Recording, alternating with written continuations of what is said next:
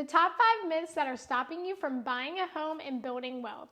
Hey, Melissa Gleason here with Long & Foster Real Estate. Today we're going to talk and debunk the top 5 buyer myths.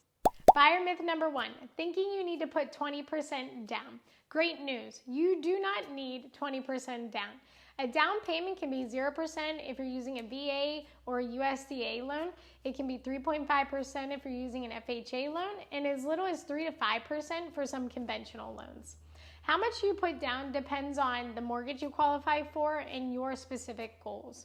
The average down payment on a home in 2021 was 7% for first-time home buyers and 17% for repeat buyers. Buyer myth number 2 debunked. Thinking you don't have enough cash when it comes to closing costs. Keep in mind, sellers can and may pay your closing costs. This is something that we would discuss when writing and presenting an offer on a home. In fact, on a national level, 42% of homes in Q4 of 2022 resulted in sellers giving concessions to the buyers. I know having cash can stop a lot of buyers from buying a home, but don't let it stop you from reaching out to a realtor to discuss your options. Buyer myth number 3, thinking your credit isn't high enough. The answer to this is you don't know till you know. But really, you can qualify for different loans with different credit scores. For instance, a conventional loan is generally 620 credit score, but you can qualify for an FHA loan with a 580 credit score. Your credit score shouldn't stop you from reaching out to a lender because that lender can really help you with a game plan to get you on the right path to buying a home. They will look at your whole picture and give you a game plan to qualify for a loan quicker. They may guide you to take certain names off certain credit cards, pay off certain loans, and to help your debt to income ratio. And guess what? It doesn't cost you anything. Buyer myth number 4 debunked. Thinking the interest rate you got from one lender is the only one you'll get. I get it. You filled out a form online and got a few quotes for your interest rate. Or your neighbor is with a bank and showed you an interest rate.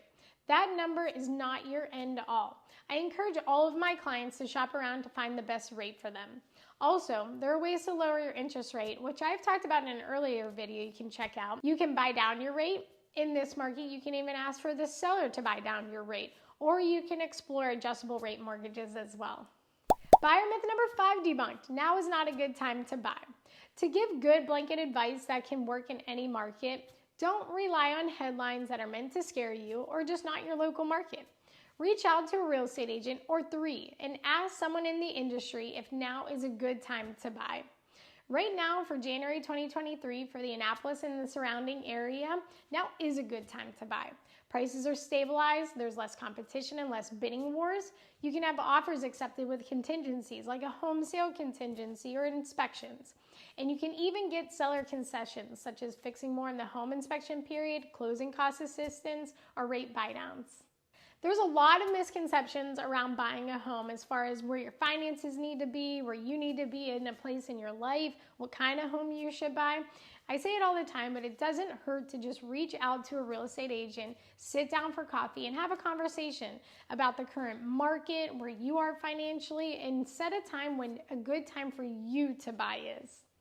If you like this video and found it useful, be sure to hit the subscribe button and share it with a friend, and check out the rest of my first-time home buyer series on my page.